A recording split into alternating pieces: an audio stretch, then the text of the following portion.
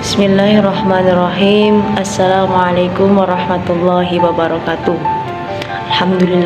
Alhamdulillahilladzi hadana lihadza wa ma kunna linahtadiya laula an hadanallah.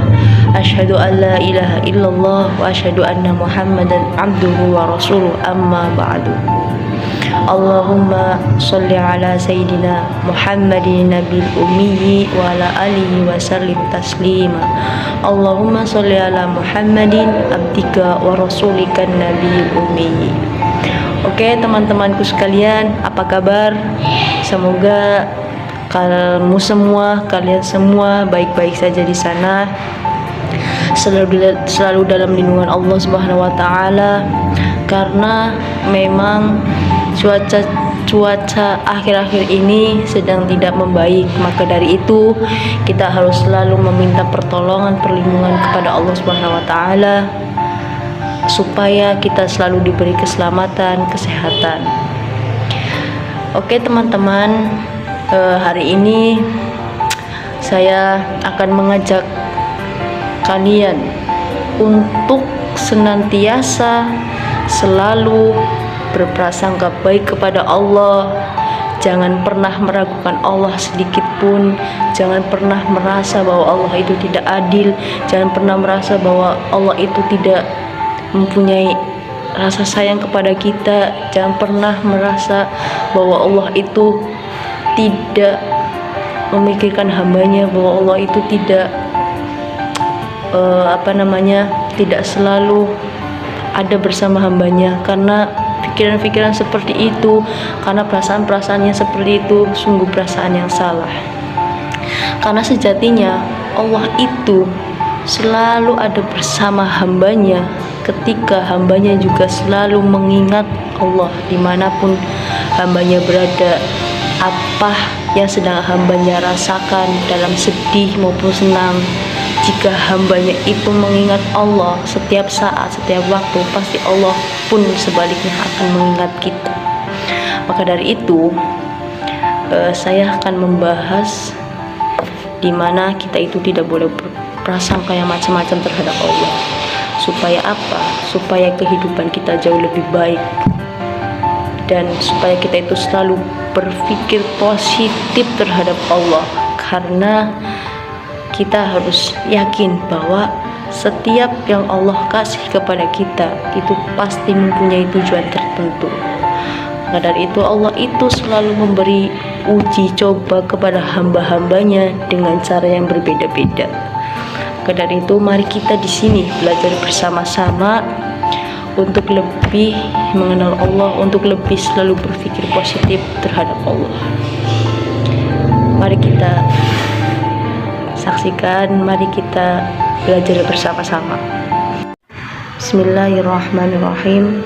Wa an Abi Hurairah anna Rasulullah sallallahu alaihi wasallam qala yaqulullahu ta'ala ana inda dhanni 'abdi bi wa ana ma'ahu idza dzakarani fa in dzakarani fi nafsi dzakartuhu fi nafsi wa in dzakarani fi mala'in dzakartuhu fi mala'in khairin minhum. Oke, yang artinya dari Abu Hurairah radhiyallahu anhu berkata, Nabi Shallallahu alaihi wasallam bersabda, Allah Ta'ala berfirman,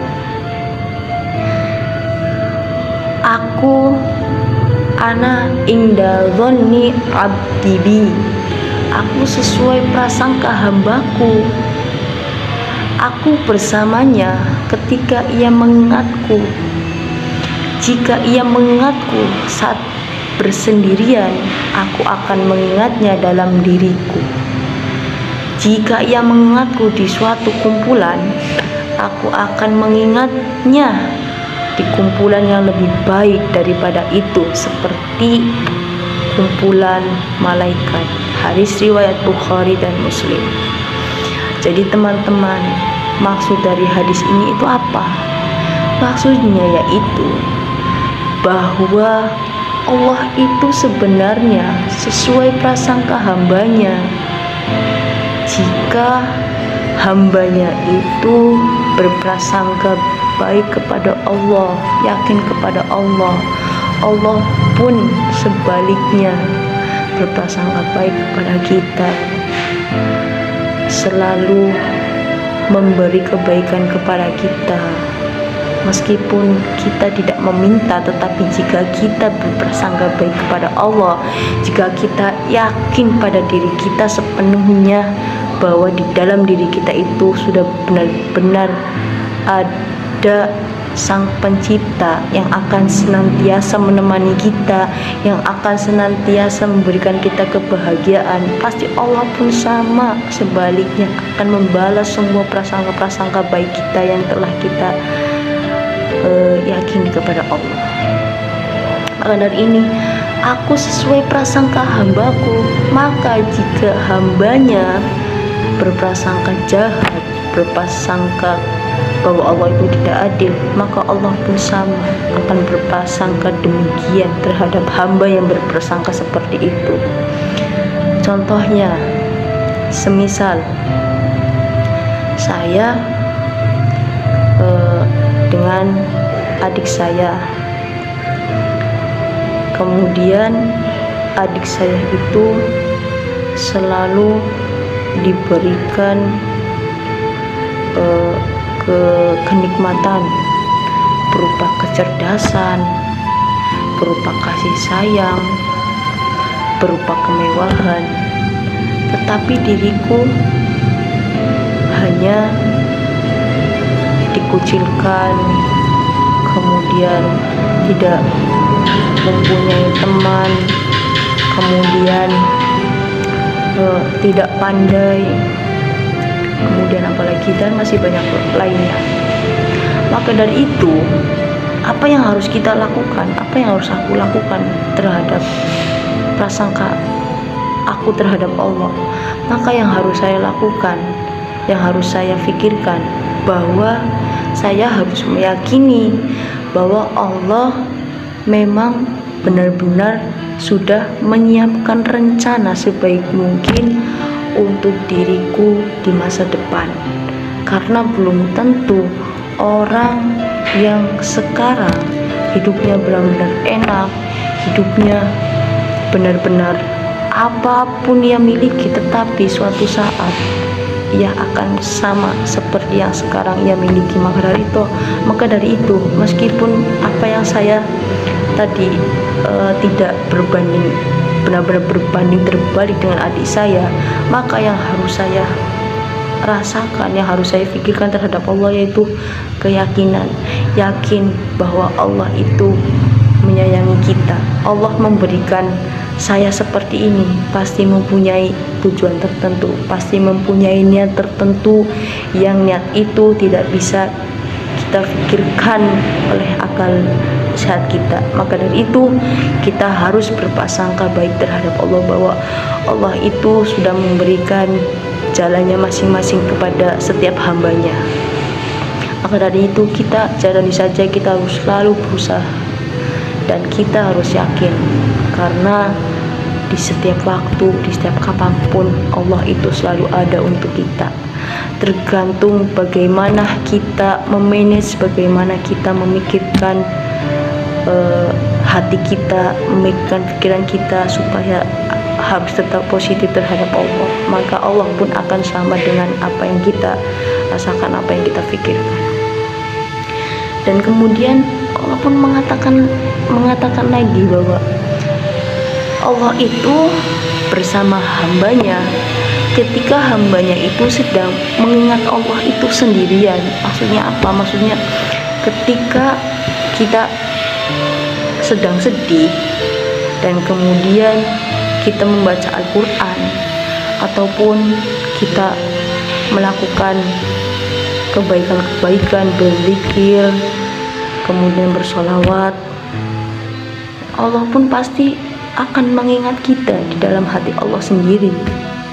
Karena Allah merasa bahwa kita sedang sedih, kita sedang dalam keadaan ya tidak ingin diganggu siapa-siapa. Tetapi apa? Tetapi kita itu mengingat Allah dalam keadaan itu.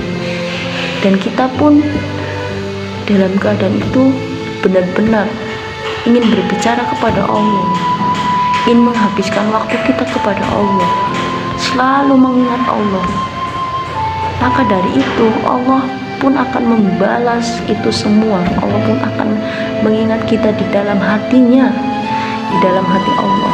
Maka dari itu mulai sekarang, kalau kita habis diputus pacar, kalau kita misalkan anak pondok belum dapat kiriman, tidak apa-apa nangis, itu hal yang wajar.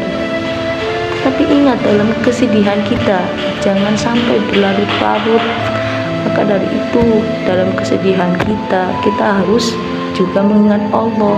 Jangan ketika dalam keadaan senang saja. Semisal kita selalu dalam keadaan senang, pacar kita selalu memberi perhatian, memberi hadiah, baru kita mengingat, alhamdulillah ya Allah, terima kasih Engkau telah memberikan pacar saya yang baik hati. Jangan seperti itu. Meskipun kita dalam keadaan sedih atau dalam keadaan apapun, kita harus senantiasa terus mengingat Allah, ya.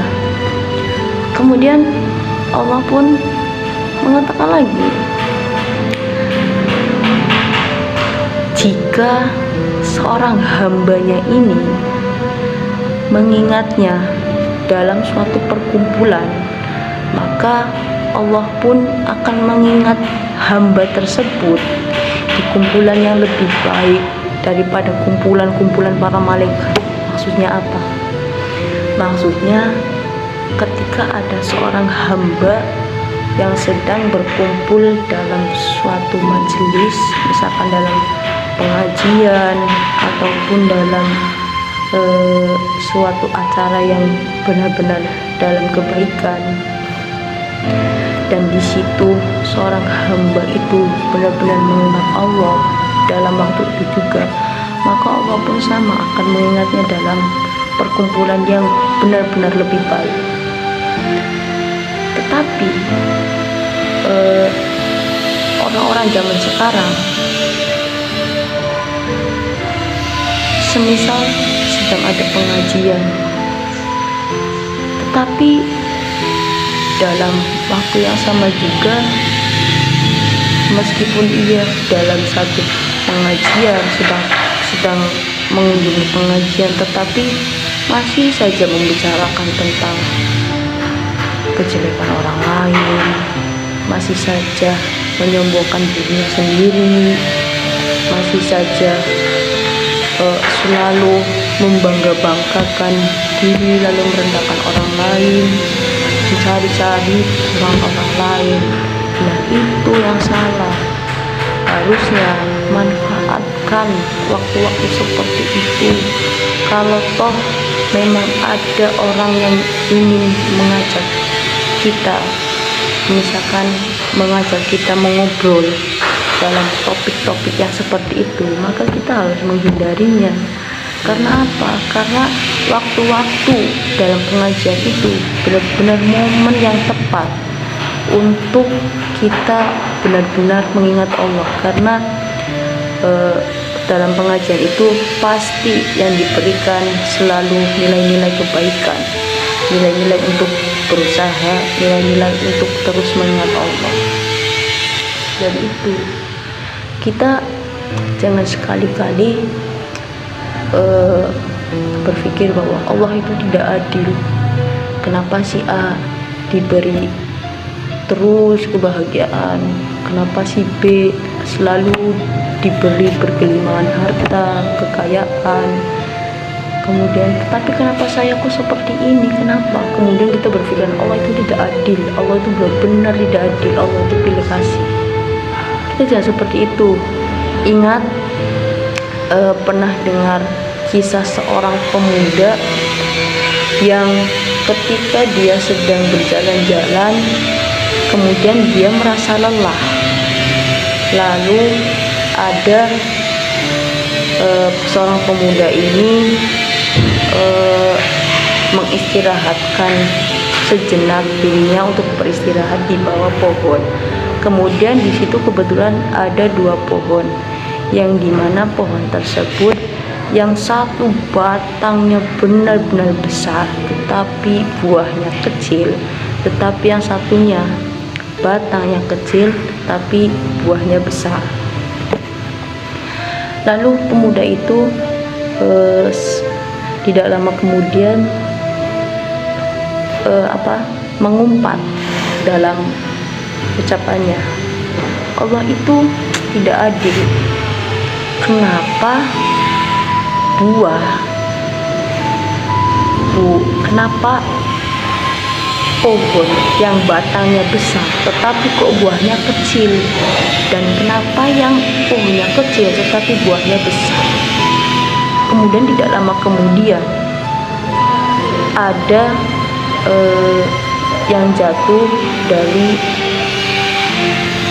buah yang jatuh dari pohon yang batangnya besar itu mengenai kepalanya. Kemudian pemuda itu berpikir lagi, menyesal apa yang tadi ia ucapkan. Ya Allah, maafkan saya, jadi saya sudah berpikiran seperti itu kepadamu. Memang benar, engkau itu benar-benar adil. Coba saja kalau engkau tidak adil, pasti entah bagaimana nasib saya dengan buah yang engkau jatuhkan. Nah, itu kisahnya. Apa yang bisa kita ambil dari pelajaran ini? Yaitu kita jangan sekali-kali berpikiran bahwa Allah itu tidak adil, bahwa Allah itu jahat, bahwa Allah itu kejam. Jangan sekali-kali berpikiran seperti itu. Coba saja tadi seorang pemuda itu, kalau Allah tidak adil, pasti kepalanya mungkin sudah hancur karena tertimpa oleh buah tersebut. Oke teman-teman,